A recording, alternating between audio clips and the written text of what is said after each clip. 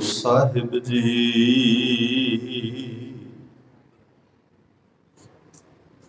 ਸੇਵਕ ਸਿੱਖ ਪੂਜਣ ਸਭ ਆਵੈ, ਸਭ ਗਾਵੈ ਹਰ ਹਰ ਉਤਮ ਬਾਣੀ।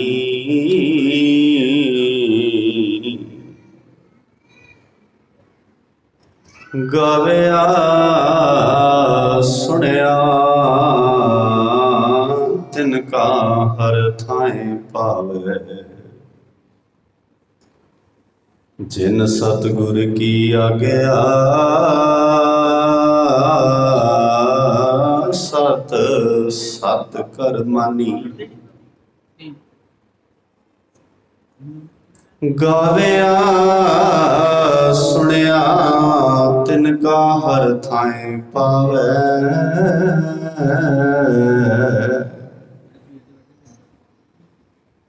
ਜਿਨ ਸਤਿਗੁਰ ਕੀ ਆਗਿਆ ਸਤ ਸਤ ਕਰ ਮਾਨੀ। ਆਓ ਗੁਰੂ ਕੇ ਪਿਆਰਿਓ, ਕੋਸ਼ਿਸ਼ ਕਰੀਏ ਜਿਨ੍ਹਾਂ ਦੀ ਆਗਿਆ ਸਾਨੂੰ ਮੰਨਣ ਦੀ ਹੈ, ਅਸੀਂ ਉਸ ਆਗਿਆ ਨੂੰ ਸਵੀਕਾਰੀਏ। ਲੰਬੇ ਕੀਤੇ ਯਤਨ ਸਫਲ ਉਦਣ ਹੁੰਦੇ ਹਨ ਜਿੱਦਣ ਅਸੀਂ ਉਹਦੇ ਰਿਜ਼ਲਟ ਤੱਕ ਪਹੁੰਚਦੇ ਹਾਂ। ਇਹ ਜ਼ਰੂਰੀ ਹੁੰਦਾ, ਔਰ ਜੇ ਅਸੀਂ ਉਹਦੇ ਰਿਜ਼ਲਟ ਵਧੀਆ ਨਹੀਂ ਕੱਢ ਪਾਉਂਦੇ ਤੇ ਸਾਡਾ ਸਾਰਿਆਂ ਦਾ ਹੀ ਉਹਨਾਂ ਕਾਰਜਾਂ ਪ੍ਰਤੀ ਮਨ ਵਿੱਚ ਨਿਰਾਸ਼ਤਾ ਆ ਜਾਣੀ ਸੁਭਾਵਿਕ ਹੁੰਦੀ ਹੈ। ਖਾਸ ਕਰ ਜਦੋਂ ਗੁਰੂ ਨਾਲ ਜੁੜ ਜਾਏ ਕੋਈ ਕਾਰਜ, ਤੇ ਉਦੋਂ ਜਦੋਂ ਅਸੀਂ ਕਿਸੇ ਮਹਾਨ ਯੋਧੇ ਨੂੰ, ਕਿਸੇ ਮਹਾਨ ਪਰਉਪਕਾਰੀ ਜੀ ਨੂੰ ਯਾਦ ਕਰ ਰਹੇ ਹੋਈਏ,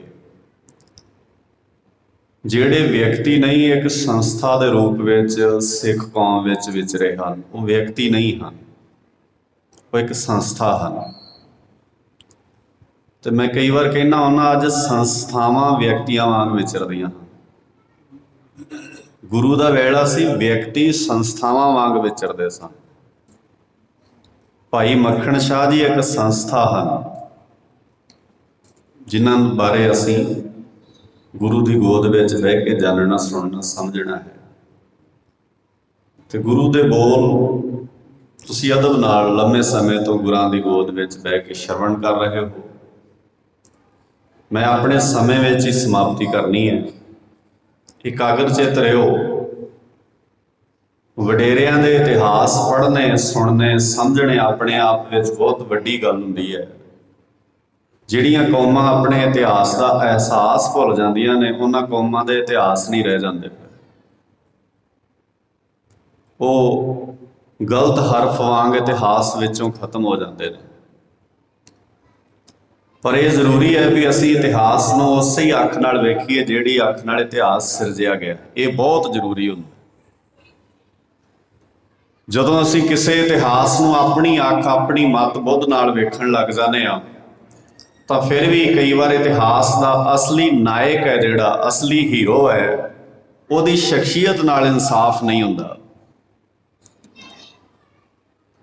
ਉਹਦੇ ਲਈ ਸਾਡੇ ਕੋਲ ਜ਼ਰੂਰ ਗੁਰੂ ਦੀ ਮੱਤ, ਗੁਰੂ ਦੀ ਅਕਲ ਸਾਨੂੰ ਸਾਰਿਆਂ ਨੂੰ ਲੈਣੀ ਚਾਹੀਦੀ ਹੈ। ਤੇ ਮਹਾਰਾਜ ਸੱਚੇ ਪਾਤਸ਼ਾਹ ਜੀ ਕਹਿੰਦੇ ਨੇ, ਗੁਰੂ ਦੀ ਆਗਿਆ ਨੂੰ ਸੱਤ ਕਰਕੇ ਮੰਨਣ ਵਾਲਾ ਸੇਵਕ ਹੁੰਦਾ। ਅਦਰਵਾਈਜ਼ ਦੁਨੀਆ 'ਚ ਸੇਵਕ ਅਖਵਾਉਣ ਵਾਲਿਆਂ ਦੀ ਕੋਈ ਗਿਣਤੀ ਨਹੀਂ ਹੈ। ਗਾਵਿਆ ਸੁਣਿਆ ਤਿਨ ਕਾ ਹਰ ਥਾਏ ਪਾਵੈ, ਜਿਨ ਸਤਿਗੁਰ ਕੀ ਆਗਿਆ ਸਤ ਸਤ ਕਰ ਮਾਨੀ। ਸੇਵਕ ਕੀ ਓੜਕ ਨਿਭੀ ਪ੍ਰੀਤ। ਕੀ ਕੀਤਾ ਉਹਨੇ? ਜੀਵਤ ਸਾਹਿਬ ਸੇਵਿਓ ਆਪਣਾ, ਚਲਤੇ ਰਾਖਿਓ ਚੀਤ। ਸੇਵਕ ਕੋ ਸੇਵਾ ਬਨ ਆਈ, हुक्म बूझ परम पद पाई। सारे करियो कृपा। सेवक को सेवा बन आई। हुक्म बूझ गज के हुक्म बूझ परम गत। हुक्म बूझ परम पत पा। जन आमन का है सुआओ। मकसद बंदे दा सेवक दा मकसद की है? जन आमन का है सुआओ। जन के संग चित आवे। गज के जन के संग। जन के संग चित आवे नाम। नहीं तो चाकर लगे चाकरी नाले गारब। ऐसे भी बहुत ने, चाकरी भी ते गारब भी नाल ही। ते महाराज उन्हां बारे की कहंदे ने? चाकर लगे चाकरी नाले गारब माद। गल्लां करें बहुतियां जिन्नियां मर्जी करा। गल्लां करें कनेरियां खसम न पाए। गल्लां करें कनेरियां खसम न पाए। दीन दुनी दे मालक हल्त पलत सवार देनहार सच्चे पातशाह ਸਾਹਿਬ ਸ੍ਰੀ ਗੁਰੂ ਗ੍ਰੰਥ ਸਾਹਿਬ ਪਾਤਸ਼ਾਹ जी ਦੇ ਮੁਕੱਦਸ ਚਰਨਾਂ ਅੰਦਰ ਸੁਭਾਇਮਾਨ ਗੁਰੂ ਪਿਆਰ ਵਾਲਿਓ, ਆਦਤ ਸਹਿਤ ਸਤਿਗੁਰਾਂ ਦੀ ਬਾਣੀ ਨਾਲ, ਇਤਿਹਾਸ ਨਾਲ ਲੰਮੇ ਸਮੇਂ ਤੋਂ ਕੀਰਤਨ ਵਿਚਾਰਾਂ ਦੇ ਰੂਪ ਵਿੱਚ, ਕਾਵਿ ਰਚਨਾਵਾਂ ਦੇ ਰੂਪ ਵਿੱਚ ਆਪਣੇ ਵਡਮੁੱਲੇ ਵਿਰਾਸਤ ਦੇ ਵਰਕੇ ਫਰੋਲ ਰਹੇ ਹੋ। ਚੰਦ ਘੜੀਆਂ ਸਮਾਂ ਮਿਲਿਆ ਗੁਰੂ ਬਾਬੇ ਦੀ ਬਾਤ ਇਤਿਹਾਸ ਵਿੱਚੋਂ, ਬਾਣੀ ਵਿੱਚੋਂ ਆਪਾਂ ਕਰੀਏ। ਵਿਚਾਰ ਆਰੰਭਣ ਤੋਂ ਪਹਿਲਾਂ ਗੁਰੂ ਬਖਸ਼ਿਸ਼ ਦੁਹਰਾ ਲਈਏ। ਕੋਈ ਵੀ ਰਸਨਾ ਫਤਿਹ ਤੋਂ ਵਾਂਝੀ ਨਾ ਰਹੇ। ਫਤਿਹ ਗੱਜ ਕੇ ਬੁਲਾਇਓ। ਆਖੋ ਜੀ ਵਾਹਿਗੁਰੂ ਜੀ ਕਾ ਖਾਲਸਾ, ਵਾਹਿਗੁਰੂ ਜੀ ਕੀ ਫਤਿਹ। ਗੁਰੂ ਗ੍ਰੰਥ ਸਾਹਿਬ ਪਾਤਸ਼ਾਹ ਜੀ ਦੀ ਬਾਣੀ ਦੀ ਵਡਮੁੱਲੀ ਦਾਤ ਹੈ ਕਿ ਗੁਰੂ ਸਾਹਿਬ ਜੀ ਨੇ ਹਰ ਪੱਖ ਨੂੰ ਬੜੇ ਸੋਹਣੇ ਢੰਗ ਨਾਲ ਖੋਲ ਕੇ ਬਿਆਨ ਕੀਤਾ। ਹਰ ਪੱਖ ਬੜੇ ਸੁਖਾਲੇ ਢੰਗ ਨਾਲ। हाँ गल यह है भी असी गुरु ग्रंथ साहब जी नूं किद्दां वेखदे हां, जां सानूं गुरु ग्रंथ साहब जी विखाए किद्दां गए ने। ये जरूरी हुंदा है। सिलेबस नालों ज़्यादा जरूरी हुंदा है भी उस सिलेबस नूं पढ़ाउण वाले तुहानूं सिलेबस बारे दसदे की ने। ये बहुत वड्डी गल हुंदी है। सिलेबस अपने आप च कोई मायने नहीं रखदा हुंदा जे सिलेबस नूं पढ़ाउण वाले ठीक ना होण। हाँ सिलेबस का अपना एक रुतबा रहिंदा है, पर डिपेंड करता है भी उन्होंने परिभाषित किन्ने किस रूप में कीता। साडे सिलेबस विच घाट नहीं है। जे किते मुश्किल है तो वह परिभाषित करन विच। साडे नायकां विच कोई घाट नहीं है। सब तो निक्की उम्र इस कौम की है तो सब तो कमाल दे नायक इस कौम कोल ने। सब तो कमाल दे नायक।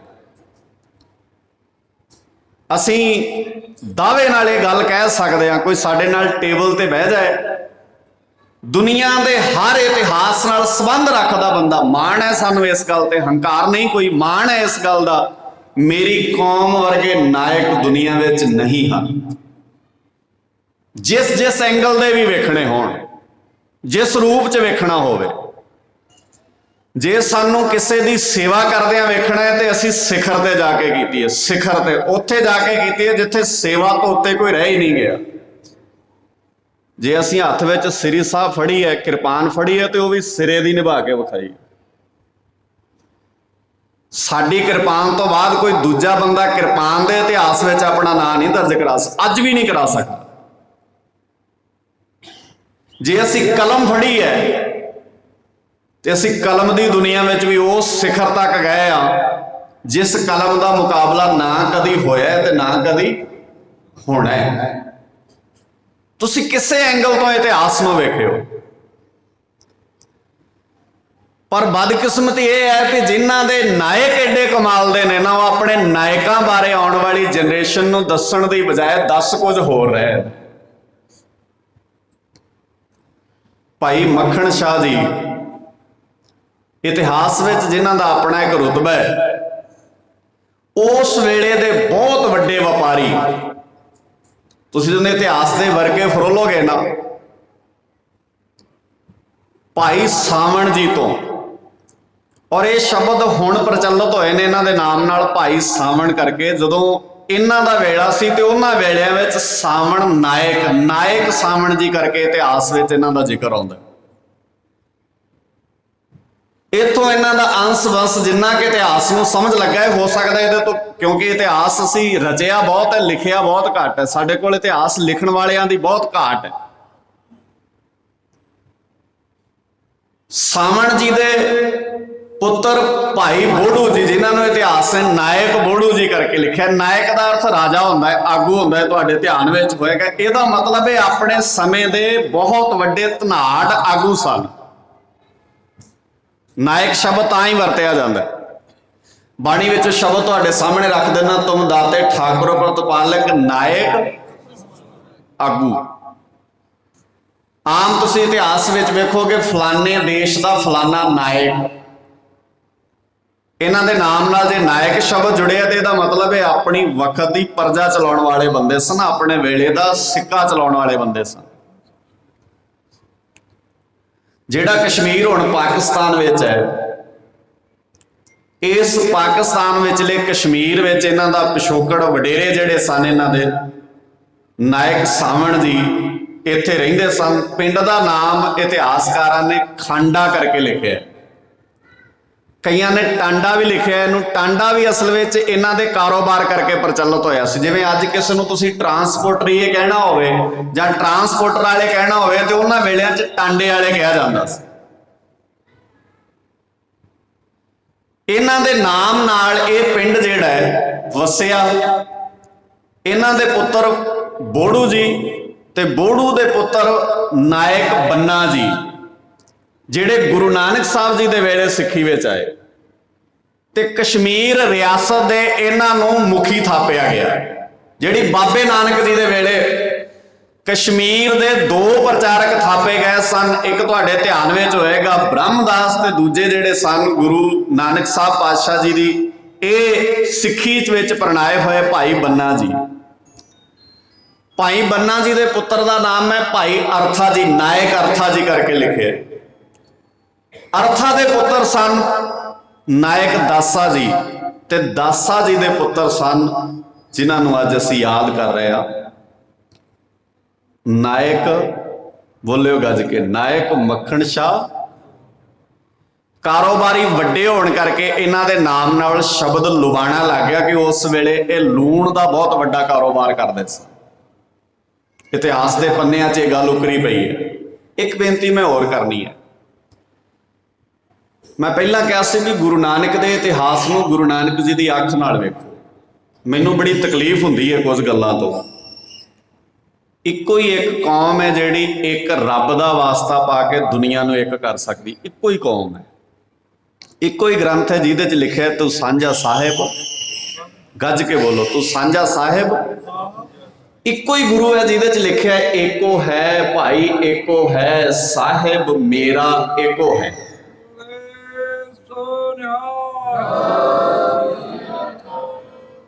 ਇਹ ਤਾਂ ਸੀ ਕਿਉਂਕਿ ਗੁਰੂ ਸਾਹਿਬ ਜੀ ਦੇ ਇਸ ਸੁਨੇਹੇ ਨੂੰ ਇਹਨਾਂ ਸਿੱਖਾਂ ਨੇ ਬੜਾ ਨੇੜਿਓਂ ਸਮਝਿਆ। ਔਰ ਇਤਿਹਾਸ ਦੱਸਦਾ ਹੈ ਵੀ ਇਹਨਾਂ ਨਾਲ ਬਹੁਤੀ ਮੁਲਾਕਾਤ ਗੁਰੂ ਸਾਹਿਬ ਜੀ ਦੀ ਬਾਰ-ਬਾਰ ਨਹੀਂ ਹੋਈ। ਗੁਰੂ ਹਰਿਰਾਏ ਪਾਤਸ਼ਾਹ ਜੀ ਔਰ ਗੁਰੂ ਹਰਗੋਬਿੰਦ ਪਾਤਸ਼ਾਹ ਜੀ ਦੋ ਵਾਰ ਇਸ ਜੰਮੂ ਦੀ ਰਿਆਸਤ ਵਿੱਚ ਆਏ ਨੇ ਤੇ ਇਹਨਾਂ ਨੂੰ ਮਿਲੇ ਨੇ। ਔਰ ਭਾਈ ਬੰਨਾ ਜੀ ਤੋਂ ਲੈ ਕੇ ਗੁਰੂ ਨਾਨਕ ਸਾਹਿਬ ਪਾਤਸ਼ਾਹ ਜੀ ਦੇ ਘਰ ਵਿੱਚ ਹਰ ਤਰ੍ਹਾਂ ਦੀ ਜਿੰਨੀਆਂ ਵੀ ਮੂਵਮੈਂਟ ਸਿਰਜੀਆਂ ਗਈਆਂ ਨੇ 1984 ਤੱਕ, ਇਹਨਾਂ ਸਾਰੇ ਬੰਦਿਆਂ ਨੇ ਹਰ ਲਹਿਰ ਵਿੱਚ ਆਪਣਾ ਯੋਗਦਾਨ ਪਾਇਆ। ਭਾਈ ਮੱਖਣ ਸ਼ਾਹ ਜੀ ਦੇ 3 ਪੁੱਤਰ ਸਨ, ਲਾਲ ਚੰਦ, ਚੰਦੂ ਲਾਲ ਤੇ ਕੁਸਾਲ ਚੰਦ। ਜਿਹੜਾ ਚੰਦੂ ਲਾਲ ਹੈ, ਨਾਇਕ ਚੰਦੂ ਲਾਲ, ਉਹ ਬਹੁਤ ਛੋਟੀ ਉਮਰ 'ਚ ਚੜ੍ਹਾਈ ਕਰ ਗਿਆ। ਜਿਹੜੇ ਲਾਲ ਚੰਦ ਤੇ ਕੁਸਾਲ ਚੰਦ ਨੇ, ਇਹਨਾਂ ਨੇ 1699 ਵਾਲੀ ਵਿਸਾਖੀ ਨੂੰ ਖੰਡੇ ਬਾਟੇ ਦੀ ਪਹੁਲ ਲਈ ਤੇ ਇਹਨਾਂ ਦੇ ਨਾਮ ਨਾਲ ਸਿੰਘ, ਲਾਲ ਸਿੰਘ ਤੇ ਕੁਸਾਲ ਸਿੰਘ ਨਾਮ ਇਹਨਾਂ ਦਾ ਇਤਿਹਾਸ ਵਿੱਚ ਆਉਂਦਾ ਹੈ। ਉਹਦੇ ਤੋਂ ਬਾਅਦ ਖੰਡੇ ਬਾਟੇ ਦੀ ਪਹੁਲ ਲਈ ਇਹਨਾਂ ਨੇ। ਚੰਦੂ ਲਾਲ ਦਾ ਨਾਮ ਚੰਦੂ ਲਾਲ ਤਾਂ ਆਉਂਦਾ ਹੈ ਕਿਉਂਕਿ ਉਹ 1699 ਵਾਲੀ ਵਿਸਾਖੀ ਤੋਂ ਪਹਿਲਾਂ ਇਸ ਫਾਨੀ ਦੁਨੀਆ ਨੂੰ ਅਲਵਿਦਾ ਕਹਿ ਚੁੱਕੇ ਸਨ।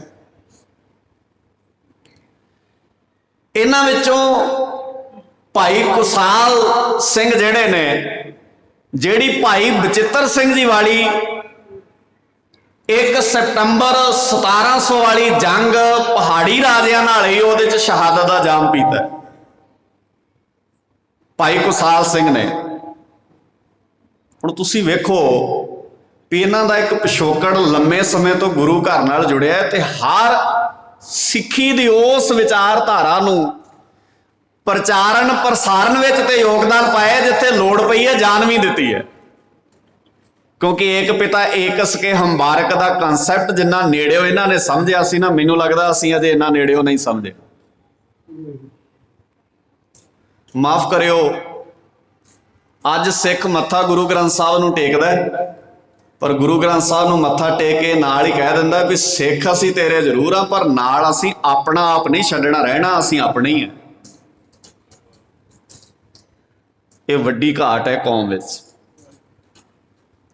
ਗਿਣਤੀਆਂ ਗੁੰਤੀਆਂ ਨਾਲ ਨਹੀਂ ਫਰਕ ਪੈਂਦਾ ਕੋਈ ਵੀ। ਤੁਹਾਨੂੰ ਜੇ ਲੱਗਦਾ ਹੈ ਵੀ ਜਿਵੇਂ ਕਈ ਵਾਰ ਅੱਜ ਵੀ ਸਿੱਖ ਬੜੀ ਮੁਸ਼ਕਲ ਵਿੱਚ ਹੈ, ਮੁਸ਼ਕਲ ਕਿਸੇ ਵਿੱਚ ਨਹੀਂ ਹੈ। ਤੁਸੀਂ ਇੱਕ ਹੋ ਜਾਓ, ਮੁਸ਼ਕਲਾਂ ਸਵੇਰੇ ਹੀ ਹੱਲ ਹੋ ਜਾਣਗੀਆਂ। ਮੁਸ਼ਕਲਾਂ ਕੀ ਨੇ ਸਿੱਖ ਦੇ ਸਾਹਮਣੇ? ਸਿੱਖ ਨੇ ਕਦੀ ਮੁਸ਼ਕਲ ਨੂੰ ਮੁਸ਼ਕਲ ਮੰਨਿਆ?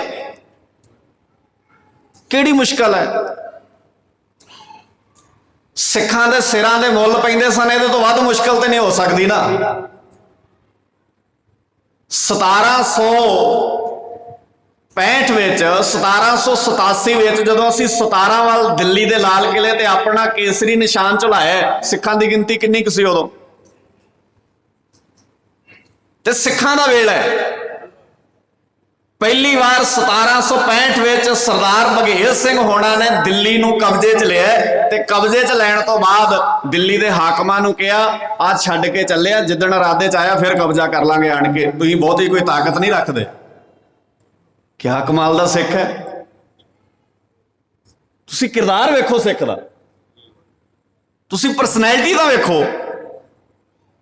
ਗਿਣਤੀ ਕੀ ਹੈ ਸਿੱਖ ਦੀ, ਘਾਟ ਕਿੰਨੀ ਵੱਡੀ ਹੈ, ਕਿੰਨੀ ਮੁਸ਼ਕਲ ਦਾ ਸਿੱਖ ਦੇ ਸਿਰ ਦਾ ਮੁੱਲ ਪੈ ਰਿਹਾ ਉਸ ਵੇਲੇ।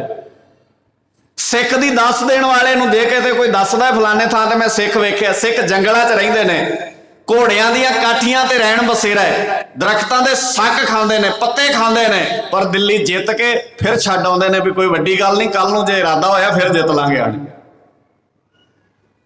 ਮੈਂ ਤਾਂ ਕਿਹਾ ਸੀ ਸਿੱਖ ਦੇ ਇਤਿਹਾਸ ਦਾ ਮੁਕਾਬਲਾ ਦੁਨੀਆ ਦਾ ਕੋਈ ਬੰਦਾ ਨਹੀਂ ਕਰ ਸਕਦਾ। ਦੱਸੋ ਮੈਨੂੰ ਕਿਸੇ ਨੇ ਜੇ ਕਿਸੇ ਚੱਪਾ ਭਰ ਜ਼ਮੀਨ ਤੇ ਵੀ ਕਬਜ਼ਾ ਕਰ ਲਿਆ ਹੋਵੇ ਤੇ ਮਰਨ ਤੋਂ ਬਿਨਾਂ ਛੱਡੀ ਹੋਵੇ, ਦੱਸ ਦਿਓ ਤੁਸੀਂ ਕਿਤੇ ਚੱਪਾ ਭਰ ਜ਼ਮੀਨ ਤੇ ਕਿਸੇ ਦਾ ਕਬਜ਼ਾ ਹੋਇਆ ਤੇ ਮਾਰ ਕੇ ਛਡਾ ਲਈ ਕਿਸੇ ਨੇ, ਛਡਾ ਲਈ ਹੋਵੇ, ਮਰਨ ਬਿਨਾਂ ਕੋਈ ਛੱਡਦਾ?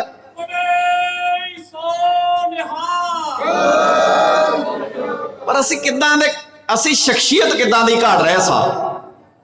ਮੇਰੀ ਕੌਮ ਦੇ ਅੰਦਰ ਕਿਰਦਾਰ ਕਿਸ ਤਰ੍ਹਾਂ ਦੇ ਘੜੇ ਜਾ ਰਹੇ ਨੇ, ਤੇ ਕਿਰਦਾਰ ਪਤਾ ਕਿੱਥੋਂ ਆਏ ਸਨ? ਆ ਜਿਨ੍ਹਾਂ ਵੱਡ ਵਡੇਰਿਆਂ ਨੂੰ ਯਾਦ ਕਰ ਰਹੇ ਹੋ ਨਾ, ਇਹ ਵੱਡ ਵਡੇਰੇ ਇੱਕ ਹੋ ਗਏ ਸਨ। ਜਦੋਂ ਪਿੱਛੇ ਦੇ ਨਾ ਇੱਕ ਗਾਇਕ ਨੇ ਪੰਜਾਬ 'ਚ ਸਟੇਟਮੈਂਟ ਦਿੱਤੀ ਸੀ ਵੀ ਇੱਕ ਉਹ ਨਸ਼ੇ ਜੇ ਕਰਨ ਵਾਲਾ ਕਬਰਾਂ ਜੀਆਂ ਤੇ ਗਾਉਂਦਾ ਹੈ ਬੰਦਾ, ਉਹ ਗਾਇਕ ਦਾ ਨਾਮ ਹੁਣ ਮੈਂ ਕੀ ਲੈਣਾ, ਚਲੋ ਦਫਾ ਕਰੋ। ਇਹੋ ਜਿਹੇ ਬੰਦਿਆਂ ਦਾ ਕਾਹਦਾ ਨਾਂ ਲੈਣਾ ਹੁੰਦਾ? ਗੁਰੂ ਦੀ ਹਜ਼ੂਰੀ 'ਚ ਇਹਨਾਂ ਦਾ ਨਾਂ ਲੈਣਾ ਮੈਂ ਸਮਝਦਾ ਕੋਈ ਬਹੁਤੀ, ਇਹ ਇੰਨੀ ਔਕਾਤ ਦੇ ਮਾਲਕ ਨਹੀਂ ਇਹਨਾਂ ਦਾ ਨਾਂ। ਗੱਲ ਸਮਝ ਆ ਗਈ ਤੁਹਾਨੂੰ? ਇਹ ਬੜੇ ਨੀਵੇਂ ਬੰਦੇ ਨੇ, ਬੜੇ ਘਟੀਆ ਕਿਰਦਾਰ ਦੇ। ਇਹ ਤਾਂ ਸਹੀ ਸਿਰਾਂ ਤੇ ਚੜਾ ਲਏ ਭੋਲਿਆ ਬੰਦਿਆਂ ਨੇ, ਅਸੀਂ ਤਾਂ ਕਮਲੇ ਬੰਦੇ ਸਾਂ, ਸਾਡੇ ਸਿਰਾਂ ਤੇ ਬਹਿ ਗਏ ਇਹ ਬੰਦੇ। ਨਹੀਂ ਤੇ ਇਹਨਾਂ ਦੀ ਔਕਾਤ ਹੈ ਭਲਾ ਸਾਡੇ ਸਿਰਾਂ ਤੇ ਬਹਿਣ ਦੀ। ਚਲੋ ਖੈਰ, ਉਹਨੇ ਇੱਕ ਸਟੇਟਮੈਂਟ ਦੇਤੀ ਉੱਥੇ, ਕਹਿੰਦਾ ਵੀ ਇਹ ਜਿਨ੍ਹਾਂ ਦੇ ਚਰਨਾਂ 'ਚ ਮੈਂ ਨੱਚ ਰਿਹਾ, ਜਿਨ੍ਹਾਂ ਦੇ ਚਰਨਾਂ ਦਾ ਮੈਂ ਭੌਰਾਂ, ਇਹ ਗੁਰੂ ਅਮਰਦਾਸ ਜੀ ਦੀ ਅੰਸ਼ ਬੰਸ ਸਨ।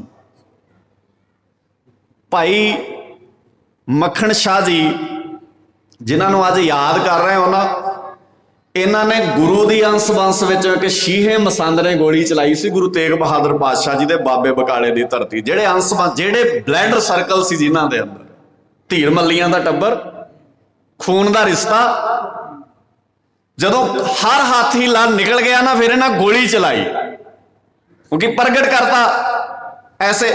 ਹੁਣ ਤੁਸੀਂ ਇਹ ਵੇਖੋ,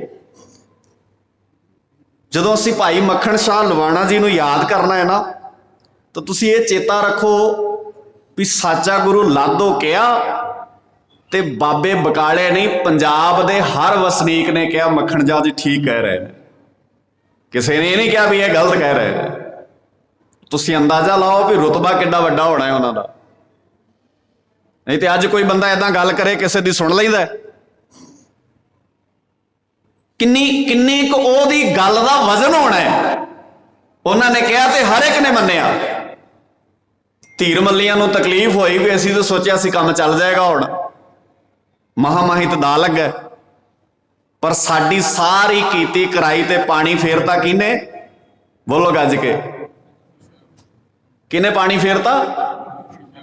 ਕਿੰਨਾ ਰਿਸ਼ਤਾ ਨੇੜੇ ਦਾ ਹੋਣਾ ਹੈ ਗੁਰੂ ਸਾਹਿਬ ਜੀ ਦਾ। ਕਿਉਂ ਭਲਾ? ਕਿਉਂਕਿ ਇਹਨਾਂ ਦੇ ਪਰਿਵਾਰ ਵਿੱਚੋਂ ਹਰ ਸਾਲ ਆਪਣੇ ਇਲਾਕੇ ਦੇ ਵਿੱਚ ਪ੍ਰਚਾਰ ਪ੍ਰਸਾਰ ਕਰਨ ਤੋਂ ਬਾਅਦ ਆਪਣਾ ਦਸਵੰਧ ਕੱਢ ਕੇ ਗੁਰੂ ਸਾਹਿਬ ਜੀ ਨੂੰ ਦੇਣ ਜਾਂਦੇ ਸਨ। ਹਰ ਨਾਇਕ ਜਾਂਦਾ ਸੀ, ਇਕੱਲੇ ਮੱਖਣ ਸ਼ਾਹ ਜੀ ਨਹੀਂ ਜਾਂਦੇ ਸਨ। ਭਾਈ ਬੰਨਾ ਜੀ ਜਾਂਦੇ ਸਨ, ਭਾਈ ਬੰਨਾ ਜੀ ਤੋਂ ਬਾਅਦ ਭਾਈ ਅਰਥਾ ਜੀ ਜਾਂਦੇ ਸਨ। ਇਤਿਹਾਸ ਦੇ ਪੰਨਿਆਂ 'ਚ ਪਟਵਾਈਆਂ 'ਚ ਜ਼ਿਕਰ ਮਿਲਦਾ ਹੈ ਵੀ ਭਾਈ ਬੰਨਾ ਜੀ ਤੋਂ ਬਾਅਦ ਗੁਰੂ ਰਾਮਦਾਸ ਪਾਤਸ਼ਾਹ ਜੀ ਕੋਲ ਅੰਮ੍ਰਿਤਸਰ ਦੀ ਧਰਤੀ ਤੇ ਭਾਈ ਅਰਥਾ ਜੀ ਆਉਂਦੇ ਰਹੇ ਨੇ, ਤੇ ਭਾਈ ਅਰਥਾ ਜੀ ਤੋਂ ਬਾਅਦ ਗੁਰੂ ਹਰਗੋਬਿੰਦ ਪਾਤਸ਼ਾਹ ਜੀ ਦੇ ਵੇਲੇ ਭਾਈ ਦਾਸਾ ਜੀ ਜਾਂਦੇ ਰਹੇ ਨੇ, ਨਾਇਕ ਦਾਸਾ ਜੀ ਜਾਂਦੇ ਰਹੇ ਨੇ, ਤੇ ਉਹਨਾਂ ਦੇ ਨਾਲ ਉਹਨਾਂ ਦੇ ਪੁੱਤਰ ਪਰਿਵਾਰ ਸਮੇਤ ਜਾਂਦੇ ਸਨ। ਤੇ ਛੋਟੀ ਉਮਰ ਵਿੱਚ ਭਾਈ ਮੱਖਣ ਸ਼ਾਹ ਲੁਬਾਣਾ, ਭਾਈ ਮੱਖਣ ਸ਼ਾਹ ਵੀ ਗੁਰੂ ਸਾਹਿਬ ਜੀ ਨੂੰ ਮਿਲਣ ਜਾਂਦੇ ਨੇ। ਹੁਣ ਇੱਕ ਬੇਨਤੀ ਧਿਆਨ ਨਾਲ ਸਮਝੋ, ਮੈਂ ਕਿਹਾ ਸੀ ਗੁਰੂ ਦੀ ਅੱਖ ਨਾਲ ਵੇਖਿਓ। ਸਮਾਂ ਬਹੁਤਾ ਨਹੀਂ ਮੇਰੇ ਕੋਲ, ਮੈਂ ਆਪਣੇ ਸਮੇਂ 'ਚ ਸਮਾਪਤੀ ਜ਼ਰੂਰ ਕਰਾਂਗਾ। ਇਤਿਹਾਸ ਬਹੁਤ ਲੰਬਾ ਚੌੜਾ ਹੈ, ਇਹਨਾਂ ਨੂੰ ਕਿਤੇ ਧਿਆਨ ਨਾਲ ਬਹਿ ਕੇ, ਔਰ ਇਤਿਹਾਸ ਅਸਲ ਵਿੱਚ ਹੁੰਦਾ ਹੈ ਵੀ ਆਪਾਂ 2 4 10 ਦਿਨ ਬਹਿ ਕੇ ਆਰਾਮ ਨਾਲ ਇਤਿਹਾਸ ਦੀਆਂ ਗੱਲਾਂ ਕਰੀਏ ਤਾਂ ਸਿਰਫ ਮਾੜੀ ਜੀ ਜਾਗ ਹੁੰਦੀ ਹੈ। ਇਸ ਤਰ੍ਹਾਂ ਦੇ ਸਮਾਗਮਾਂ ਵਿੱਚ ਬਹੁਤਾ ਸਮਝਿਆ ਨਹੀਂ ਜਾ ਸਕਦਾ ਹੁੰਦਾ। ਪਰਿਵਾਰ ਸਮੇਤ ਜਾਂਦੇ ਨੇ। ਗੁਰੂ ਹਰਕ੍ਰਿਸ਼ਨ ਪਾਤਸ਼ਾਹ ਜੀ, ਧਿਆਨ ਨਾਲ ਵੇਖਿਓ, ਗੁਰੂ ਹਰਕ੍ਰਿਸ਼ਨ ਪਾਤਸ਼ਾਹ ਜੀ ਜੋਤੀ ਜੋਤ ਸਮਾਉਂਦੇ ਨੇ ਦਿੱਲੀ, ਤੇ ਜੋਤੀ ਜੋਤ ਸਮਾਉਣ ਲੱਗਿਆ ਇੱਕ ਸ਼ਬਦ ਵਰਤਦੇ ਨੇ, ਬਾਬਾ ਬਸੈ ਬਕਾਲੇ, ਗ੍ਰਾਮ ਬਕਾਲੇ। ਹੁਣ ਇਤਿਹਾਸਕਾਰਾਂ ਨੇ ਲਿਖਿਆ ਵੀ ਗੁਰੂ ਸਾਹਿਬ ਦੀ ਸਿਹਤ ਠੀਕ ਨਹੀਂ ਸੀ, ਇਸ ਕਰਕੇ ਉਹਨਾਂ ਨੇ ਗੁਰੂ ਤੇਗ ਬਹਾਦਰ ਪਾਤਸ਼ਾਹ ਨਹੀਂ ਕਿਹਾ, ਉਹਨਾਂ ਨੇ ਕੀ ਕਹਿਤਾ? ਬਾਬਾ ਬਸੈ ਗ੍ਰਾਮ। ਹੁਣ ਮੈਨੂੰ ਦੱਸੋ, ਗੁਰੂ ਤੇਗ ਬਹਾਦਰ ਕਹਿਣਾ ਸੌਖਾ ਕਿ ਬਾਬਾ ਬਸੈ ਗ੍ਰਾਮ ਬਕਾਲੇ ਕਹਿਣਾ ਸੌਖਾ? ਤੇਗ ਬਹਾਦਰ ਤੇ ਸੌਖਾ, ਦੋ ਤੇ ਸ਼ਬਦ ਨੇ। ਨਾਲੇ ਗੁਰੂ ਦੀ ਸ਼ਖਸੀਅਤ ਦਾ ਅੰਦਾਜ਼ਾ ਆਪਣੇ ਹਿਸਾਬ ਨਾਲ ਨਾ ਲਾਓ ਵੀ ਗੁਰੂ ਇੰਨਾ ਬਿਮਾਰ ਹੋ ਗਿਆ ਵੀ ਉਹ 2 ਸ਼ਬਦ ਨਹੀਂ ਸੀ ਕਹਿ ਸਕਦਾ। ਨਾਲੇ ਜੇ ਕਹਿ ਸਕਦਾ ਸੀ ਬਾਬਾ ਬਸੈ ਗ੍ਰਾਮ ਬਕਾਲੇ ਕਹਿ ਸਕਦੇ ਆ, ਫਿਰ ਇਹ ਵੀ ਕਿਹਾ ਜਾ ਸਕਦਾ ਸੀ ਗੁਰੂ ਤੇਗ ਬਹਾਦਰ ਪਾਤਸ਼ਾਹ ਜੀ। ਪਰ ਇਹ 8ਵੇਂ ਪਾਤਸ਼ਾਹ ਜੀ ਦਾ ਵੇਲਾ ਹੈ। ਗੁਰੂ ਨਾਨਕ ਸਾਹਿਬ ਪਾਤਸ਼ਾਹ ਜੀ ਤੋਂ ਨਾ ਇਹ ਪਿਰਤ ਪੈ ਗਈ ਸੀ ਵੀ ਇੱਕ ਦਿਨ ਜ਼ਿੰਮੇਵਾਰੀ ਸਿੱਖ ਨੂੰ ਦੇ ਦੇਣੀ ਹੈ ਸਾਰੀ। ਇਸੇ ਕਰਕੇ ਸਿੱਖਾਂ ਪੁੱਤਰਾਂ ਘੋਖ ਕੇ ਜਾਂ ਸੁਦੋਸ ਤਾਂ ਲੈਣਾ ਟਿਕਿਓਨ। ਕਈਆਂ ਨੇ ਬੜਾ ਰੌਲਾ ਪਾਇਆ ਹੋਣਾ ਵੀ ਲੈਣਾ ਕਿਉਂ, ਸ੍ਰੀ ਚੰਦ ਕਿਉਂ ਨਹੀਂ, ਲਖਮੀ ਦਾਸ ਕਿਉਂ ਨਹੀਂ?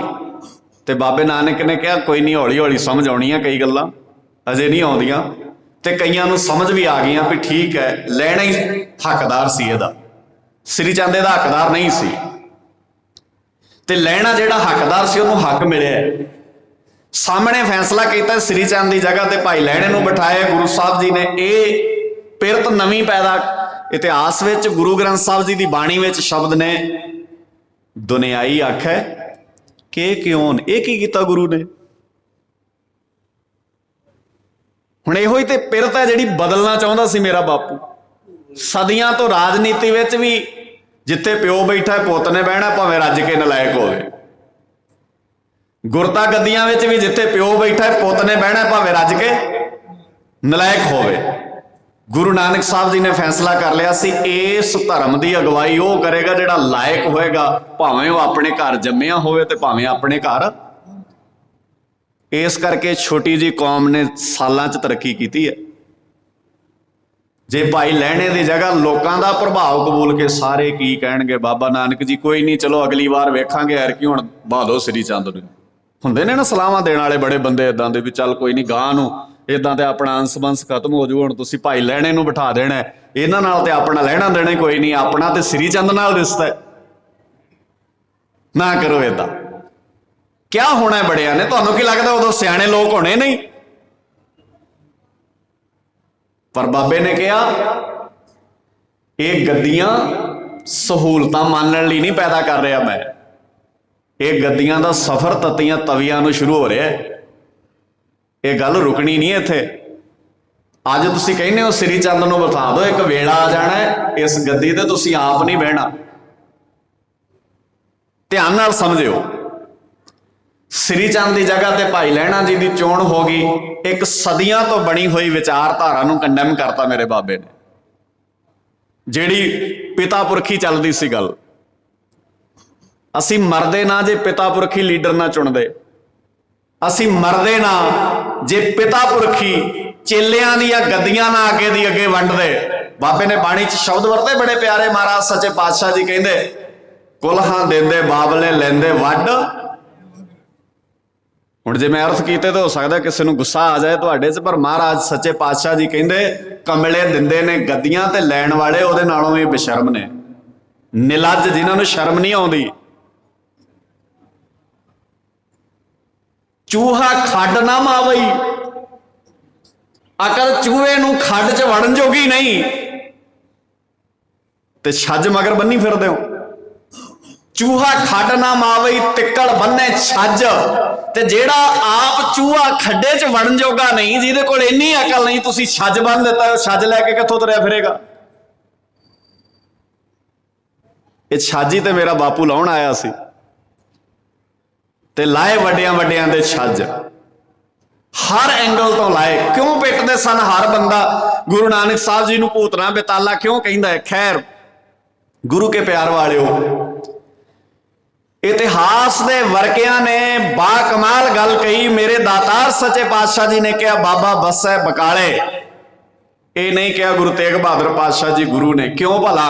जिहड़ी गल श्री चंद दे वेले अखां दे सामने शुरू हुई सी, मेरे 8वें पातशाह जी चाहते सी भला अखां तो परोखी सिख किन्नी क सच्ची करके विखाउण। मूंह निकले शब्दां दे इशारे नूं सिख किन्ना क समझदा है।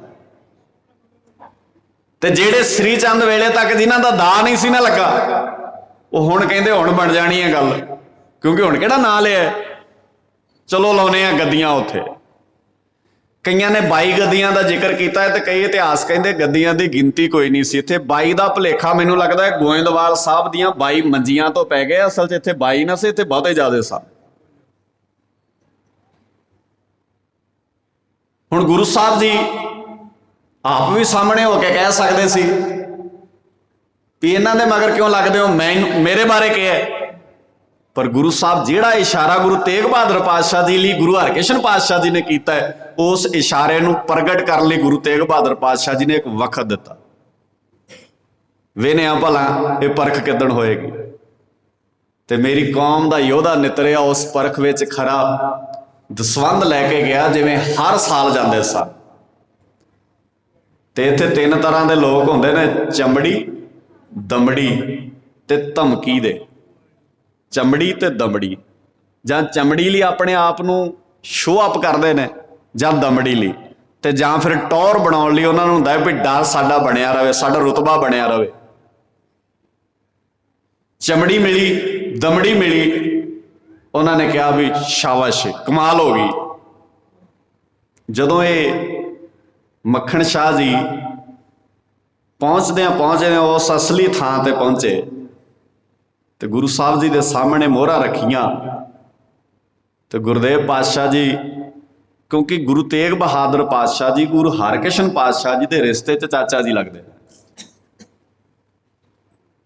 तुसीं जदों कुर्सीनामा गुरु साहब जी का पढ़ते हो ना, फिर तुहानूं समझ लगेगी भी ਵਿੱਚੋਂ ਗੱਦੀ ਪੜਪੋਤਰੇ ਕੋਲ ਚਲੇ, ਪੋਤਰੇ ਕੋਲ ਚਲੇਗੀ, ਭਤੀਜੇ ਕੋਲ ਚਲੇਗੀ, ਫਿਰ ਵਾਪਸ ਆਈ। ਇਹਦਾ ਮਤਲਬ ਹੈ ਜੇ ਭਾਈ ਅਰਥਾ ਤੇ ਭਾਈ ਦਾਸਾ ਜੀ ਦੇ ਨਾਲ ਭਾਈ ਮੱਖਣ ਸ਼ਾਹ ਜੀ ਦਸਵੰਧ ਲੈ ਕੇ ਗੁਰੂ ਸਾਹਿਬ ਜੀ ਕੋਲ ਜਾਂਦੇ ਹੋਣਗੇ ਤੇ ਗੁਰੂ ਤੇਗ ਬਹਾਦਰ ਪਾਤਸ਼ਾਹ ਜੀ ਨੂੰ ਉਹ, ਬੋਲੋ ਗੱਜ ਕੇ, ਮਿਲਦੇ ਸੀ ਨਾ ਉਹ। ਇਹਦਾ ਮਤਲਬ ਜਦੋਂ ਮਿਲਦੇ ਸੀ ਤਾਂ ਉਹ ਜਾਣਦੇ ਸੀ। ਪਰ ਇੱਕ ਕਿਸੇ ਵੀ ਘਟਨਾ ਨੂੰ ਸਿਰਫ 2 ਦੂਣੀ 4 ਕਰਕੇ ਨਹੀਂ ਸਮਝਿਆ ਜਾ ਸਕਦਾ। ਸਾਰੀ ਸਥਿਤੀ ਨੂੰ ਵੇਖਣਾ, ਸਾਰੇ ਸਿਨੈਰੀਓ ਨੂੰ ਵੇਖਣਾ ਹੁੰਦਾ, ਸਾਰੀ ਪਿਕਚਰ ਸਾਹਮਣੇ ਲਿਆਉਣੀ ਹੁੰਦੀ ਹੈ। ਮਹਾਰਾਜ ਸੱਚੇ ਪਾਤਸ਼ਾਹ ਜੀ ਦੇ ਪਿਆਰ ਵਿੱਚ ਭੇਜਾ ਹੋਇਆ ਉਹ ਸੇਵਕ ਮੋਹਰਾ ਲੈ ਕੇ ਗਿਆ, ਸਤਿਗੁਰੂ ਜੀ ਨੂੰ ਨਮਸਕਾਰ ਕੀਤੀ, 5 ਮੋਹਰਾਂ ਨਾਲ ਸਾਰੇ ਮੰਨ ਗਏ। ਗੁਰਦੇਵ ਪਾਤਸ਼ਾਹ ਜੀ ਨੇ ਕਿਹਾ ਦਸਵੰਧ ਜਿੰਨਾ ਆਉਂਦਾ ਸੀ ਇਸ ਵਾਰ ਘੱਟ ਕਿਉਂ ਹੈ? ਤੇ ਪਹਿਲਾਂ ਹੀ ਮੁਲਾਕਾਤ ਹੋਈ ਸੀ ਉਹਨਾਂ ਦੀ, ਜਾਣਦੇ ਸੀ ਇੱਕ ਦੂਜੇ ਨੂੰ। ਕੋਠੇ ਤੇ ਚੜ੍ਹ ਕੇ ਦਵਾਈ ਪਾਈ ਆ ਜੇ ਅਸਲ ਵਿੱਚ। ਤਾਂ ਤੁਸੀਂ ਵੇਖੋ ਬਾਹਰ ਵਾਲਿਆਂ ਦੀ ਵੀ ਕਿਸੇ ਦੀ ਹਿੰਮਤ ਨਹੀਂ ਪਈ ਕਹਿਣ ਵੀ ਨਹੀਂ ਨਹੀਂ ਇਹ ਨਹੀਂ ਹੈ, ਉਹ ਹੈ। ਪਰ ਜਿਨ੍ਹਾਂ ਦਾ ਪਾਜ ਉਧੜ ਗਿਆ ਨਾ, ਉਗਰ ਗਿਆ ਜੈਸੇ ਖੋਟਾ ਢਬੂਆ ਨਦਰ ਸ਼ਰਾਫਾ ਆਇਆ। ਹੁਣ ਮੰਨ ਲਓ ਜਿਨ੍ਹਾਂ ਦੀ ਦੁਕਾਨ ਭਾਈ ਮੱਖਣ ਸ਼ਾਹ ਜੀ ਕਰਕੇ ਬੰਦ ਹੋਏਗੀ, ਗੁੱਸਾ ਕਿਹਦੇ ਤੇ ਆਏਗਾ ਉਹਨਾਂ ਨੂੰ?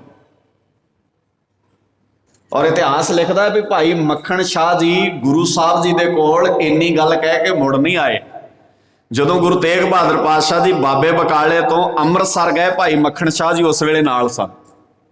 ਖਡੂਰ ਸਾਹਿਬ ਨੂੰ ਗਏ ਗੋਇੰਦਵਾਲ ਤੋਂ, ਗੁਰੂ ਸਾਹਿਬ ਜੀ ਨਾਲ ਸਨ। ਗੁਰੂ ਸਾਹਿਬ ਜੀ ਦੇ ਨਾਲ ਭਾਈ ਮੱਖਣ ਸ਼ਾਹ ਜੀ ਨਾਲ ਸਨ। ਸਥਿਤੀ ਬਹੁਤੀ ਵਧੀਆ ਨਹੀਂ ਸੀ ਬਾਬੇ ਬਕਾਲੇ ਦੀ, ਔਰ ਇਸ ਗੱਲ ਦਾ ਭਾਈ ਮੱਖਣ ਸ਼ਾਹ ਜੀ ਨੂੰ ਪਤਾ ਸੀ ਵੀ ਇਹ ਹਾਲਾਤ ਠੀਕ ਨਹੀਂ ਇੱਥੋਂ ਦੇ। ਤੇ ਕੰਧ ਬਣ ਕੇ ਭਾਈ ਮੱਖਣ ਸ਼ਾਹ ਜੀ ਗੁਰੂ ਤੇਗ ਬਹਾਦਰ ਪਾਤਸ਼ਾਹ ਜੀ ਦੇ ਨਾਲ ਖਲੋਤੇ ਉਸ ਵੇਲੇ। ਤੇ ਜਿਹਦਾ ਡਰ ਸੀ ਨਾ ਭਾਈ ਮੱਖਣ ਸ਼ਾਹ ਜੀ ਨੂੰ, ਉਹੀ ਹੋਇਆ। ਤੀਜੇ ਦਿਨ ਸ਼ੀਂਹੇ ਮਸੰਦ ਨੇ ਆਣ ਕੇ ਬਾਬੇ ਬਕਾਲੇ ਦੀ ਧਰਤੀ ਤੇ ਗੁਰੂ ਸਾਹਿਬ ਜੀ ਤੇ ਗੋਲੀ ਚਲਾਈ। ਉਦੋਂ ਭਾਈ ਮੱਖਣ ਸ਼ਾਹ ਜੀ ਉੱਥੇ ਨਹੀਂ ਸਨ ਉਸ ਵੇਲੇ, ਉਹ ਇਲਾਕੇ ਦੇ ਲਾਗੇ ਦੇ ਪਿੰਡਾਂ ਵਿੱਚ ਪ੍ਰਚਾਰ ਪ੍ਰਸਾਰ ਵਾਸਤੇ ਗਏ ਹੋਏ ਸਨ। ਹੁਣ ਇੱਕ ਬੇਨਤੀ ਹੋਰ ਕਰਦੇ ਆਂ ਵੀ ਜਦੋਂ ਇਹ ਸਿੱਖ ਗੁਰੂ ਸਾਹਿਬ ਕੋਲ ਜਾਂਦੇ ਸੀ ਤੇ ਲੰਗਰ ਛਕ ਕੇ ਕਮਰਾ ਲੈ ਕੇ ਸੌਂ ਨਹੀਂ ਸੀ ਜਾਂਦੇ। ਇਹ ਗੱਲ ਸਮਝ ਲਿਓ ਧਿਆਨ ਨਾਲ। ਹੁਣ ਅੱਜ ਦੇ ਸਿੱਖ ਕੀ ਕਰਦੇ ਨੇ ਭਲਾ? ਇੱਥੋਂ ਹੀ ਫੋਨ ਕਰ ਦਿੰਦੇ ਨੇ ਵੀ ਕਮਰਾ ਵਧੀਆ ਏਸੀ ਵਾਲਾ ਦੱਸ ਲੈ ਦਿਓ। ਉਹਨਾਂ ਨੇ ਵੀ ਸੌਖਾ ਕਰਤਾ, ਉਹ ਕਹਿੰਦੇ ਕੋਈ ਨਹੀਂ 500 ਰੁਪਈਆ ਦਿਓ, 1000 ਸ਼ਾਇਦ 1000 2000 ਦੇ ਦਿਓ, ਹਰ ਇੱਕ ਨੂੰ ਮਿਲ ਜਾਂਦਾ, ਕੋਈ ਰੌਲਾ ਨਹੀਂ ਐਡਾ। ਪੈਸਿਆਂ ਨਾਲ ਮਿਲ ਜਾਂਦਾ, ਉਦਾਂ ਨਹੀਂ ਮਿਲਦਾ ਪੈਸਾ, ਕਿਉਂਕਿ ਇਹ ਜਿਵੇਂ ਨਚਾਉਂਦਾ ਦੁਨੀਆ ਨੱਚਦੀ ਹੈ, ਪੈਸੇ ਨਾਲ ਸਾਰਾ ਕੁਝ ਹੋ ਜਾਂਦਾ ਹੈ। ਤੁਸੀਂ ਉਦਾਂ ਜਾ ਕੇ ਪੁੱਛ ਲਿਓ ਕਮਰਾ, ਕਹਿਣਗੇ ਹੈ ਨਹੀਂ, ਤੁਸੀਂ ਕਹੋ ਜੀ ਦੱਸ ਦਿਓ, ਕੋਈ ਕਹਿਣਗੇ ਠੀਕ ਹੈ ਫਿਰ ਲਿਆਓ ਕਰਾਓ ਜਮਾ, ਹੈਗਾ, ਫਿਰ ਪੈਦਾ ਹੋ ਜਾਂਦਾ ਕਮਰਾ ਉਸੇ ਵੇਲੇ। ਸਾਡੇ 'ਚ ਨਿਰਾਸ਼ਤਾ ਇਹਨਾਂ ਬੰਦਿਆਂ ਨੇ ਬਹੁਤ ਲਿਆਂਦੀ ਹੈ, ਸਾਨੂੰ ਬਹੁਤ ਹੇਠਲੇ ਪੱਧਰ ਤੇ। ਔਰ ਕੋਈ ਵੀ ਬੰਦਾ ਇਹ ਗੱਲਾਂ ਕਰਨ ਲਈ ਰਾਜੀ ਨਹੀਂ ਹੈ ਅੱਜ, ਕਿਉਂਕਿ ਸਾਡਾ ਸਾਰਿਆਂ ਦਾ ਆਪਣਾ ਆਪਣਾ ਸੁਭਾਅ ਹੈ। ਅਸੀਂ ਕੋਈ ਵੀ ਕਿਸੇ ਮੁਸ਼ਕਲ ਨੂੰ ਮੁੱਲ ਖਰੀਦਣਾ ਨਹੀਂ ਚਾਹੁੰਦੇ। ਤੇ ਭਾਈ ਮੱਖਣ ਸ਼ਾਹ ਜੀ ਉਹ ਯੋਧਾ ਜਿਹਨੇ ਮੁਸੀਬਤ ਵੇਖ ਕੇ ਬਾਬਾ ਬਕਾਲਾ ਛੱਡਿਆ ਨਹੀਂ, ਆਪਣੇ ਆਪ ਨੂੰ ਉੱਥੇ ਰੱਖਣਾ ਜ਼ਰੂਰੀ ਸਮਝਿਆ ਕਿ ਅੱਜ ਲੋੜ ਹੈ। ਸ਼ੀਂਹੇ ਮਸੰਦ ਨੇ ਗੋਲੀ ਚਲਾਈ, ਇਹ ਖਬਰ ਮੱਖਣ ਸ਼ਾਹ ਜੀ ਕੋਲ ਪਹੁੰਚੀ, ਬਾਬੇ ਬਕਾਲੇ ਪਹੁੰਚੇ, ਗੁੱਟੋਂ ਫੜ ਕੇ ਭਾਈ ਸ਼ੀਂਹਾ ਮਸੰਦ ਗੁਰੂ ਤੇਗ ਬਹਾਦਰ ਪਾਤਸ਼ਾਹ ਜੀ ਦੇ ਸਾਹਮਣੇ ਹਾਜ਼ਰ ਕੀਤਾ। ਇਹਨੇ ਚਲਾਈ ਹੈ ਗੋਲੀ, ਉਹ ਗੋਲੀ ਗੁਰੂ ਸਾਹਿਬ ਜੀ ਦੇ ਮੱਥੇ ਦੇ ਲਾਗੋਂ ਦੀ ਲੰਘ ਗਈ। ਮਹਾਰਾਜ ਸੱਚੇ ਪਾਤਸ਼ਾਹ ਜੀ ਨੇ ਕਿਹਾ ਛੱਡ ਦੇ, ਸਾਡਾ ਗੁਰੂ ਦਿਆਲੂ ਬੜਾ ਹੈ, ਹਰ ਕੁਆਲਿਟੀ ਹੈ। ਮੈਂ ਪਹਿਲਾਂ ਕਿਹਾ ਸੀ ਕਿਸੇ ਐਂਗਲ ਤੋਂ ਗੱਲ ਕਰ ਲਿਓ ਸਾਡੇ ਬਾਬੇ ਦੀ। ਕਿਸੇ ਬੰਦੇ ਨੇ ਸਿੱਧੀ ਗੋਲੀ ਚਲਾਈ ਹੋਵੇ, ਇੱਥੇ ਤੇ ਗੱਲ ਕਰਦੇ ਨਾ ਕੋਈ ਬੰਦਾ ਗੁਰਦੁਆਰੇ ਤੇ ਅਸੀਂ ਤੀਜੀ ਪੀੜ੍ਹੀ ਨੋਲਣ ਤੱਕ ਜਾਂਦੇ ਆ। ਸਾਡੇ ਜਿਹੜਾ ਮਾਦਾ ਹੈ ਨਾ, ਜਿਹੜੀ ਬਰਦਾਸ਼ਤ ਕਰਨ ਦਾ ਮਾਦਾ ਇੰਨਾ ਘੱਟ ਹੈ ਵੀ ਰਹਿ ਰੱਬ ਦਾ ਨਾਂ। ਇੱਕ ਬੰਨੇ ਗੋਲੀ ਚਲਾਈ ਬੰਦੇ ਨੇ, ਮੱਖਣ ਸ਼ਾਹ ਲਵਾਣੇ ਨੇ ਗੁੱਟੋਂ ਫੜ ਕੇ ਹਾਜ਼ਰ ਕਰਤਾ ਸਾਹਮਣੇ। ਮਹਾਰਾਜ ਨੇ ਕਿਹਾ ਛੱਡ ਦਿਓ, ਕੋਈ ਨਹੀਂ। ਫਿਰ ਕੀ ਹੋਇਆ? ਜਿਹਦੇ ਕੋਲ ਜੋ ਹੈਗਾ ਉਹਨੇ ਉਹੋ ਹੀ ਫੁੱਲ ਗੱਜ ਕੇ, ਜਿਹਦੇ ਕੋਲ ਜੋ ਹੈਗਾ ਉਹਨੇ ਉਹੀ ਚਲਾਉਣਾ।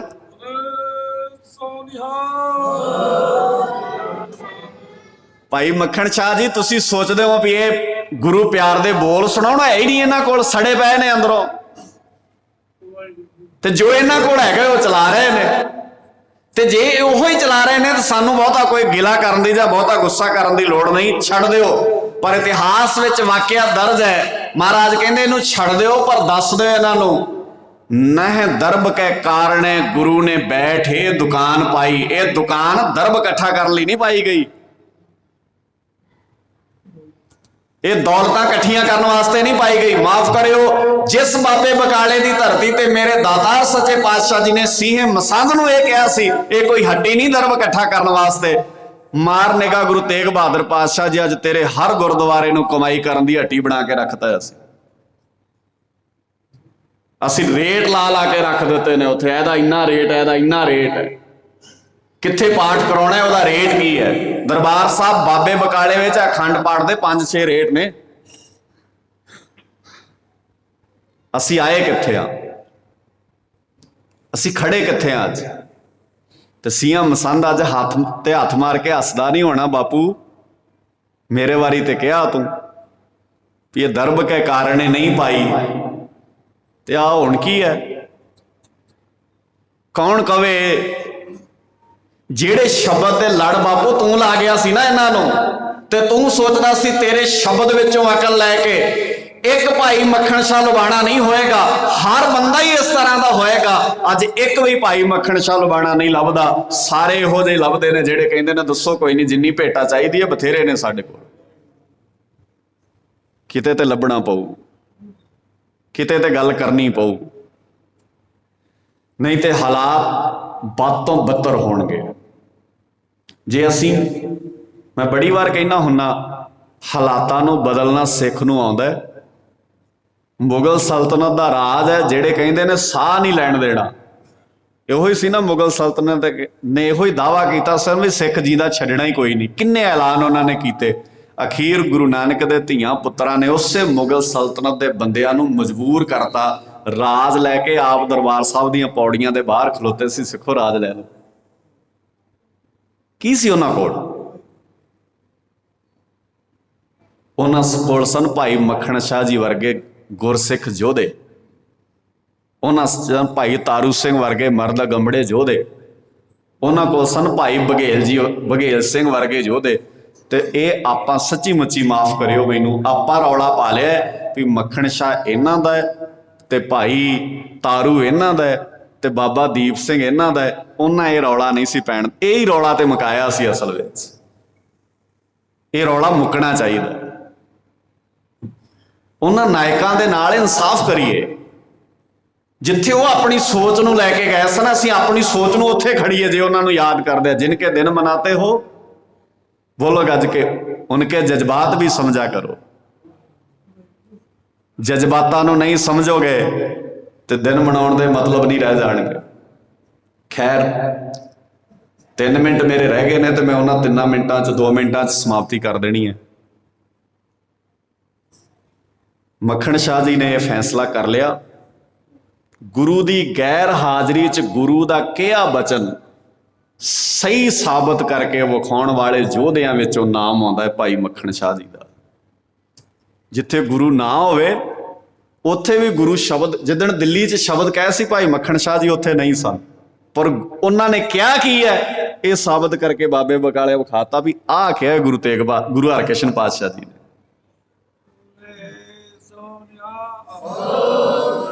तुसीं अंदाजा लाओ थोड़ा जिहा। ਇਹਦੇ ਤੋਂ ਬਾਅਦ ਮੈਂ ਪਹਿਲਾਂ ਕਿਹਾ ਸੀ ਵੀ ਜਿਹੜਾ ਲਾਲ ਸਿੰਘ ਹੈ, ਕੁਸਾਲ ਸਿੰਘ ਦਾ ਅੰਸ਼ ਬੰਸ ਅੱਗੇ ਨਹੀਂ ਚੱਲਿਆ, ਭਾਈ ਲਾਲ ਸਿੰਘ ਦਾ ਅੰਸ਼ ਬੰਸ ਅੱਗੇ ਚੱਲਿਆ। ਤੇ ਪੂਰੀ ਦੁਨੀਆ 'ਚ ਇਹੋ ਜਿਹਾ ਕੋਈ ਥਾਂ ਨਹੀਂ ਹੈ ਜਿੱਥੇ ਅੱਜ ਇਹ ਵੀਰ ਭਰਾ ਬੈਠੇ ਨਹੀਂ। ਯੂਪੀ ਦਾ ਇੱਕ ਇਲਾਕਾ ਹੈ ਪੀਲੀਭੀਤ ਤੇ ਪੂਰਨਪੁਰ, ਇੱਥੇ ਜਿੰਨਾ ਵੱਡਾ ਵਪਾਰ ਸਿਲਸਿਲਾ ਸੀ ਸਾਰਾ ਭਾਈ ਮੱਖਣ ਸ਼ਾਹ ਜੀ ਦੇ ਪਰਿਵਾਰ ਦੇ ਮੈਂਬਰ ਅੱਗੇ ਦੀ ਅੱਗੇ ਇਹਨਾਂ ਦੀਆਂ ਪੀੜ੍ਹੀਆਂ ਇੱਥੇ ਵਪਾਰ ਕਰਦੀਆਂ ਸਨ। ਤੇ ਮੈਨੂੰ ਨਹੀਂ ਲੱਗਦਾ ਅੱਜ ਪੀਲੀਭੀਤ ਖਲੋ ਕੇ ਕੋਈ ਪੁੱਛ ਲੈ ਵੀ ਭਾਈ ਮੱਖਣ ਸ਼ਾਹ ਜੀ ਕੌਣ ਸਨ ਤੇ ਕਿਸੇ ਨੂੰ ਪਤਾ ਵੀ ਹੋਵੇ। ਅੱਜ ਇੱਥੇ ਪਿਛਲੇ ਦਿਨੀ ਸਾਡੇ ਸਿੱਖਾਂ ਨੂੰ ਗੱਡੀਆਂ ਥੱਲੇ ਦੇ ਕੇ ਦਰੜਿਆ ਨਾ, ਇਹ ਲਖੀਮਪੁਰ ਦੇ ਬਿਲਕੁਲ ਘੱਟੋ ਘੱਟ 180-90 ਕਿਲੋਮੀਟਰ ਦੂਰੀ ਤੇ ਪੂਰਨਪੁਰ ਤੇ ਪੀਲੀਭੀਤ ਪੈਂਦਾ। 19 ਜੂਨ ਨੂੰ ਭਾਈ ਮੱਖਣ ਸ਼ਾਹ ਜੀ ਭਾਈ ਨਾਇਕ ਬੰਨਾ ਜੀ ਤੋਂ ਲੈ ਕੇ ਬਹੁਤ ਲੰਮਾ ਸਮਾਂ ਦੇਸ਼ ਦੀ ਵੰਡ ਹੋਣ ਤੋਂ ਪਹਿਲਾਂ ਹਰ 19 ਜੂਨ ਨੂੰ ਗੁਰੂ ਹਰਗੋਬਿੰਦ ਪਾਤਸ਼ਾਹ ਜੀ ਦਾ ਇਹ ਦਿਨ ਮਨਾਉਂਦੇ ਸਨ ਸਾਰੇ। ਤੇ ਸਾਰੇ ਹੀ ਖਾਂਡਾ ਪਿੰਡ ਜਿਹੜਾ ਇਸ ਵੇਲੇ ਪਾਕਿਸਤਾਨ ਵਿਚਲੇ ਕਸ਼ਮੀਰ ਵਿੱਚ ਹੈ, ਉੱਥੇ ਸਾਰੇ ਇਕੱਠੇ ਹੁੰਦੇ ਸਨ ਦੂਰ ਦੁਰਾਡੇ ਤੋਂ, ਤੇ ਆਪਣੀਆਂ ਜ਼ਿੰਮੇਵਾਰੀਆਂ ਨਿਭਾਉਣ ਵਾਸਤੇ ਆਪਣੇ ਫਰਜ਼ ਅਦਾ ਕਰਦੇ ਸਨ। 1920 ਵਿੱਚ ਜਿਹੜਾ ਭਾਈ ਫੇਰੂ ਜੀ ਵਾਲਾ ਮੋਰਚਾ ਲੱਗਾ ਸੀ ਪੰਜਾਬ ਦੇ ਵਿੱਚ, ਗੁਜਰਾਤ ਤੋਂ ਇੱਕ ਜਥਾ ਲੈ ਕੇ ਇਸ ਪਰਿਵਾਰ ਵਿੱਚੋਂ ਭਾਈ ਚੇਤ ਸਿੰਘ ਜੀ ਸ਼ਾਮਲ ਹੋਏ ਸਨ ਇੱਕ ਜਥਾ ਲੈ ਕੇ। 1925 ਵਿੱਚ ਜਿਹੜਾ ਮੋਰਚਾ ਲੱਗਾ ਸੀ ਉਹਦੇ 'ਚ ਭਾਈ ਭਗਵਾਨ ਸਿੰਘ ਆਪਣਾ ਜਥਾ ਲੈ ਕੇ ਸ਼ਾਮਲ ਹੋਏ ਸਨ। ਉਹਦੇ ਤੋਂ ਬਾਅਦ ਮੈਂ ਕਿਹਾ ਵੀ 1984 ਤੱਕ ਇਹਨਾਂ ਬੰਦਿਆਂ ਨੇ ਆਪਣਾ ਯੋਗਦਾਨ ਹਮੇਸ਼ਾ ਹਰ ਥਾਂ ਤੇ ਪੂਰੀ ਜ਼ਿੰਮੇਵਾਰੀ ਨਾਲ ਲਾਇਆ। ਬਹੁਤ ਸਾਰੇ ਇਹਨਾਂ 'ਚ ਸ਼ਹਾਦਤ ਦਾ ਜਾਮ ਪੀਣ ਵਾਲੇ ਵੀ ਸਨ ਤੇ ਬਹੁਤ ਸਾਰੇ ਜਾਨਾਂ ਕੁਰਬਾਨ ਕਰਨ ਵਾਲੇ ਵੀ ਸਨ। ਸੋ ਜਿਹੜਾ ਫੈਸਲਾ ਉਹਨਾਂ ਮਰਦਾ ਗਮੜੇ ਯੋਧਿਆਂ ਨੇ ਕਰਕੇ ਵਿਖਾਇਆ, ਜਿੱਥੋਂ ਮੈਂ ਬੇਨਤੀ ਸ਼ੁਰੂ ਕੀਤੀ ਸੀ, ਸੇਵਕ ਉਹ ਹੈ ਜਿਨ ਸਤਿਗੁਰ ਕੀ ਆਗਿਆ ਸਤ ਸਤ ਕਰ ਮੰਨ। ਆਓ ਮੰਨੀਏ, ਇਹ ਫੈਸਲੇ ਕਰਕੇ ਵਿਖਾਈਏ। ਗੁਰੂ ਬਾਬੇ ਦੀਆਂ ਪਾਈਆਂ ਹੋਈਆਂ ਉਹਨਾਂ ਬਾਤਾਂ ਤੇ ਜਿੱਥੇ ਸਾਡੇ ਯੋਧੇ ਤੁਰੇ ਹਨ ਉੱਥੇ ਸਾਨੂੰ ਤੁਰਨ ਦੀ ਲੋੜ ਹੈ। ਪਹਿਲ ਕਰੀਏ, ਇੱਕ ਦੂਜੇ ਦਾ ਸਾਥੀ ਬਣੀਏ, ਇੱਕ ਦੂਜੇ ਦੇ ਸਹਿਯੋਗੀ ਬਣੀਏ। ਪੱਗਾਂ ਨਾਲ ਖਹਿੰਦੀਆਂ ਚੰਗੀਆਂ ਨਹੀਂ ਲੱਗਦੀਆਂ, ਪੱਗਾਂ ਦੀ ਇੱਜ਼ਤ ਬਚਾਉਂਦੀਆਂ ਚੰਗੀਆਂ ਲੱਗਦੀਆਂ ਨੇ। ਪੱਗਾਂ ਨਾਲ ਖਹਿਣ ਲਈ ਨਹੀਂ ਬਣੀਆਂ। ਜੇ ਪੱਗ ਨਾਲ ਖਹਿਗੀ, ਜੱਗ ਪੱਗ ਨੂੰ ਢਾ ਲਏਗਾ।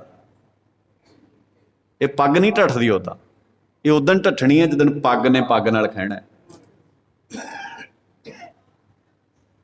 95 ਵਿੱਚ ਪੰਜਾਬ ਦੀ ਧਰਤੀ ਤੇ ਗੁਰੂ ਸਾਹਿਬ ਜੀ ਤੋਂ ਬਹੁਤ ਬਾਅਦ ਸਮਾਂ ਜਦੋਂ ਨਸਲਕੁਸ਼ੀ ਪੰਜਾਬ ਦੀ ਹੋਈ, ਤੁਹਾਨੂੰ ਯਾਦ ਹੈ, ਬਹੁਤ ਵੱਡਾ ਜੰਮੂ ਦਾ ਇਤਿਹਾਸ ਉਹਦੇ ਵਿੱਚ ਹੈਗਾ। ਤੇ ਉਸ ਵੇਲੇ ਬੇਅੰਤਾ ਬੁੱਚੜ ਕਹਿੰਦੇ ਆ ਅਸੀਂ ਉਹਨੂੰ, ਉਹਦੇ ਸਿਰ ਤੇ ਪੱਗ ਬੰਨ੍ਹਦਾ ਸੀ, ਉਹਨੂੰ ਮੁੱਖ ਮੰਤਰੀ ਲਾਏ ਇਸ ਕਰਕੇ ਗਿਆ ਸੀ ਪੰਜਾਬ ਚੋਂ 18 ਸਾਲ ਤੋਂ ਲੈ ਕੇ 40 ਸਾਲ ਦੀ ਜਵਾਨੀ ਮੁਕਾ ਦੇ, ਮੁੱਖ ਮੰਤਰੀ ਤੂੰ ਹੈ। ਵਾਅਦਾ ਹੋਇਆ ਸੀ ਬਕਾਇਦਾ।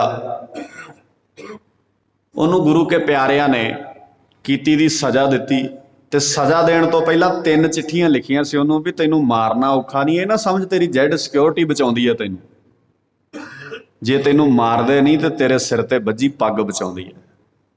ਨਾ ਮਜਬੂਰ ਕਰ ਸਾਨੂੰ ਪੱਗ ਦੇ ਖਿਲਾਫ ਹੱਥ ਚੁੱਕਣ ਤੇ। ਇਸ ਕਰਕੇ ਗੁਰੂ ਕੇ ਪਿਆਰਿਓ, ਪੱਗਾਂ ਸਿਰਫ ਸਿਰ ਤੇ ਬੰਨੀ ਦੀਆਂ ਨਹੀਂ, ਪੱਗ ਦੇ ਪਿੱਛੇ 550 ਸਾਲ ਦਾ ਇਤਿਹਾਸ ਖਲੋਤਾ ਹੈ। ਇਹਨੇ ਮਾਣ ਵੀ ਦਿਵਾਉਣਾ ਤੇ ਇਹਨੇ ਅਪਮਾਨਿਤ ਵੀ ਕਰ ਦੇਣਾ ਜੇ ਅਸੀਂ ਭੁੱਲ ਗਏ ਤਾਂ। ਗੁਰੂ ਮਿਹਰ ਕਰੇ ਅਸੀਂ ਉਹਨਾਂ ਵੱਡ ਵਡੇਰਿਆਂ ਦੀਆਂ ਪਾਈਆਂ ਬਾਤਾਂ ਤੇ ਤੁਰ ਸਕੀਏ। ਸਭਨਾਂ ਦਾ ਧੰਨਵਾਦ ਹੈ। ਸ਼ੁਕਰਾਨਾ ਸਾਹਿਬ ਸੱਚੇ ਪਾਤਸ਼ਾਹ ਜੀ ਦਾ। ਭੁੱਲਾਂ ਮੇਰੀਆਂ ਸਮਝ ਕੇ ਮਾਫ ਕਰ ਦੇਣੀਆਂ, ਸ਼ਬਦ ਗੁਰਦੇਵ ਪਿਤਾ ਜੀ ਦੇ ਸਮਝ ਕੇ ਹਿਰਦੇ 'ਚ ਵਸਾ ਲੈਣੇ, ਇਤਿਹਾਸ ਦੇ ਵਾਕਿਆਂ ਨੂੰ ਆਪਣੇ ਹਿਰਦਿਆਂ 'ਚ ਥਾਂ ਦੇਣਾ। ਆਪ ਸਾਰਿਆਂ ਦਾ ਧੰਨਵਾਦ, ਪ੍ਰਬੰਧਕ ਵੀਰਾਂ ਦਾ ਧੰਨਵਾਦ ਹੈ। ਸ਼ੁਕਰ ਆਕਾਸ਼ ਪੁਰਖ ਵਾਹਿਗੁਰੂ ਜੀ ਦਾ। ਭੁੱਲਾਂ ਨੂੰ ਨਾ ਚਤਾਰਦੇ ਹੋਏ ਗੱਜ ਕੇ ਆਖੋ ਵਾਹਿਗੁਰੂ ਜੀ ਕਾ ਖਾਲਸਾ, ਵਾਹਿਗੁਰੂ ਜੀ ਕੀ ਫਤਿਹ।